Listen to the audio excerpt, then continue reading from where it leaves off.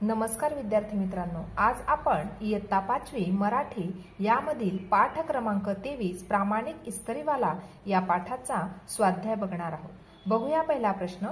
प्रश्न क्रमांक 1, कोण ते लिहा।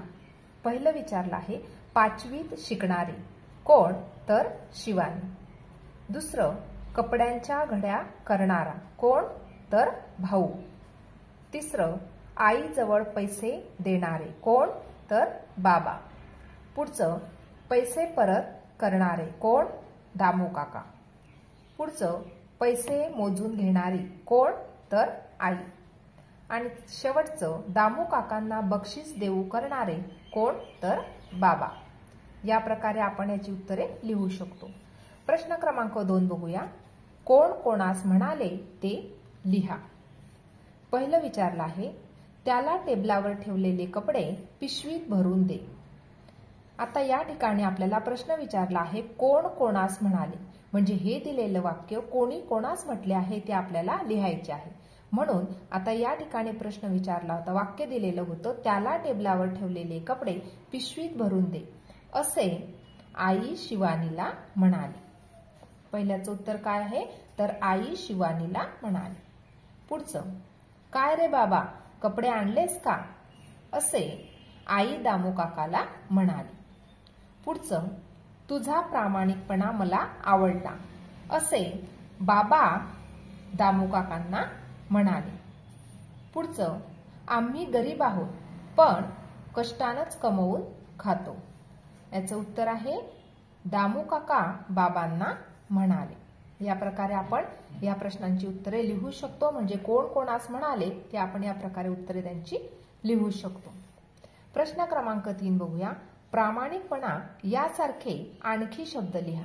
बघा आता या ठिकाणी आपल्याला प्रामाणिकपणासारखे शब्द लिहायचे, मग आपण या प्रकारे त्याचं उत्तर लिहू शकतो। बघा आता या ठिकाणी या प्रकारचे शब्द आपण लिहिलेले आहोत ते खालीलप्रमाणे: साधेपणा, बावळटपणा, शिष्टपणा आणि वेडेपणा यासारखे शब्द आपण लिहू शकतो। पुढचा प्रश्न बघूया। गोलातील शब्द लावून नवीन शब्द लिहा। बघा आता या ठिकाणी गोलातला शब्द आपल्याला वापरायचा आहे आणि नवीन शब्द या ठिकाणी लिहायचा आहे। बघा या ठिकाणी इस्त्री दिलेला आहे, इस्त्री आणि वाले, त्यापासून शब्द बनला इस्त्रीवाले। पुढचं, रिक्षा वाले शब्द लावला रिक्षावाले, भाजी वाले प्रत्यय लावला भाजीवाले, फळ वाले प्रत्यय लावला फळवाले, झाडू वाले प्रत्यय लावला झाडूवाले। या प्रकारे आपण हे शब्द वापरून, हा कंसातील शब्द गोलातील शब्द वापरून आपण या प्रकारे नवीन शब्द लिहू शकतो। पुढचा प्रश्न क्रमांक 5, खालील शब्द वाचा आणि असेच लिहा। आता या ठिकाणी हे जे दिलेले शब्द आहे आपल्याला वाचायचे आहे आणि असेच असे लिहायचे। बघा पहिला शब्द स्वयंपाकघर, पुढचं इस्त्रीवाला, पुढचं कावरी बावरी, पुढचं प्रामाणिक आणि शेवटचं संध्याकाळ। या प्रकारे आपण हे लिहू शकतो। पुढचं बघूया प्रश्न क्रमांक 6, वाक्य वाचा, क्रिया कोणती ते लिहा। क्रिया करणारी व्यक्ती कोण ते ओळखा, योग्य रकान्यात या प्रकारची अशी खूण करा। बघा आता या ठिकाणी पहिलं वाक्य दिलेलं आहे, शिवानी 5वीत शिकते। आता या ठिकाणी क्रिया कोणती तर शिकण्याची। आता ही जी क्रिया करते आहे शिवानी करते, म्हणजे ही स्त्री आहे, म्हणून या ठिकाणी स्त्रीच्या खाली आपण या प्रकारे खूण केलेली आहे। दुसरं, आईने पैसे मोजले। आता या ठिकाणी मोजले ही काय झाली क्रिया, म्हणून या ठिकाणी आपण लिहिणार मोजले। आणि ही जी क्रिया करणारी व्यक्ती होती ती कोण होती, आई ही एक स्त्री आहे, म्हणून या ठिकाणी स्त्रीच्या खाली आपण या प्रकारे तक्त्यामध्ये खूण करून घेऊया। म्हणजे या ठिकाणी मोजले ही झाली क्रिया, म्हणून या ठिकाणी आपण लिहिणार मोजले। आणि क्रिया करणारी कोण स्त्री होती, म्हणून स्त्रीच्या खाली आपण या प्रकारे टिक करून घेतलं। पुढचं, भाऊने कपड्यांच्या घड्या केल्या। केल्या ही क्रिया आहे, म्हणून या ठिकाणी लिहिणार केल्या। नंतर कोण ती क्रिया करणारी व्यक्ती कोण, भाऊ, भाऊ हा पुरुष होता, म्हणून या ठिकाणी पुरुषच्या खाली आपण टिक करून घेतलं। बाबांनी आईला पैसे दिले। आता दिले या ठिकाणी क्रिया कोणती तर दिले, क्रिया कोणी केली बाबांनी केली, बाबा ही जी व्यक्ती आहे ही पुरुष आहे, म्हणून या ठिकाणी आपण टिक करून घेतलं। पुढचं, दामू काकांनी खिशातून पैसे काढले। काढले ही झाली क्रिया, नंतर कोणी केली ही क्रिया? दामू काकांनी. दामू काका पुरुष होते म्हणून या ठिकाणी टिक केलं. पिलू घरट्यात बसले, तर या ठिकाणी बसले ही झाली क्रिया. कोण बसले? पिलू बसले. पिलू काय आहे? पुरुष आहे का स्त्री आहे? कोणीच नाही येते म्हणून या ठिकाणी इतर या ठिकाणी आपण टिक करून घेतलं या प्रकारे. पुढचं बघूया आता प्रश्न क्रमांक 7. बघा आता या ठिकाणी खालील वाक्यांतील अधोरेखित नामाचे लिंग ओळखा. प्रश्न क्रमांक 6 प्रमाणे तक्ता तयार करून वहीत लिहा. आता बघा पहिल्या ठिकाणी या वाक्य दिलेलं आहे. पहिलं, कावळा झाडावर राहतो. आता या ठिकाणी कावळा हे जे अधोरेखित नाम आहे याचे लिंग कोणते? तर आपण म्हणणार तो कावळा. तो कावळा आहे म्हणून हे झालं. बघा पुल्लिंग, स्त्रीलिंग आणि नपुंसकलिंग या प्रकारे 3 लिंगांचे प्रकार आहे. तो कावळा जर आपण म्हणतो म्हणजे ते झालं पुल्लिंग म्हणून या ठिकाणी लिहिणारे आपण पुल्लिंग या प्रकारे. दुसरं, रेशमाने पत्र वाचले. आता रेशमा ती रेशमा म्हणून लिहिणार ती मुलगी झाली म्हणून ते लिहिणार आपण स्त्रीलिंग, कारण या ठिकाणी ती रेशमा या प्रकारे लिहिणार. पोस्टमनने पत्र दिले, तो पोस्टमन या ठिकाणी तो पोस्टमन म्हणजे ते पुल्लिंग झालं म्हणून या ठिकाणी लिहिणार पुल्लिंग. पुढचं, मायाने पाकिट उघडले. बघा आता तो पाकिट आपण म्हणणार नाही, ती पाकिट म्हणणार नाही, आपण म्हणणार ते पाकिट.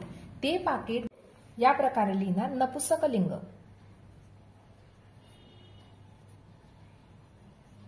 म्हणजे या ठिकाणी 3ही प्रकार आलेले आहे, पुल्लिंग, स्त्रीलिंग आणि नपुंसकलिंग. बघा आता मायाने दार उघडले. तो दार आपण म्हणत नाही, ती दार शब्द आपण बोलत नाही, त्याचप्रमाणे आपण म्हणणार ते दार. ते दार म्हणून लिहिणार नपुंसकलिंग. या प्रकारे आपण हे लिहू शकतो. लिंगाचे 3ही प्रकार आपण या प्रकारे लिहून घेतले. पुढचा प्रश्न बघूया. रिकाम्या जागी योग्य नाम लिहा. वाक्यातील क्रियापदे ओळखा. बघा आता या ठिकाणी आपल्याला योग्य नाम लिहायचे आहे. आता टिंबटिंब गवत खातो, तर या ठिकाणी ससा गवत खातो.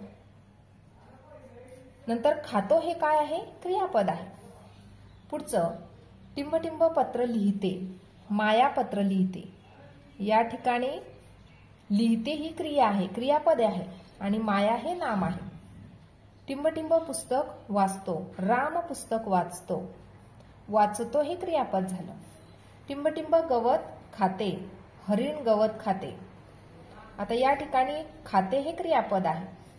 ते टिंबटिंब सुंदर आहे, ते हरिण सुंदर आहे. आता या ठिकाणी आहे हे क्रियापद आहे. ते टिंबटिंब मोठे आहे, ते झाड मोठे आहे. आता या ठिकाणी आहे हे काय झालं? क्रियापद झालं. आणि या ठिकाणी जे आपण भरलेले आहोत ते काय आहे? सर्व नाम आहेत. पुढचं प्रश्न क्रमांक 9. बघा आता रिकाम्या जागी योग्य क्रियापदे लिहा. सुधीर गोष्ट सांगतो. या ठिकाणी सांगतो काय लिहिलं आपण? क्रियापद. ते झाड उंच आहे. रोजी गाणे गाते. ती वेल हिरवीगार आहे. या प्रकारे आपण या ठिकाणी ही क्रियापदे भरून घेतली आहे. पुढचं बघूया. चौकटीत काही अक्षरे दिली आहेत, त्यांपासून अर्थपूर्ण शब्द बनवा. त्या शब्दांची कार्डे तयार करा.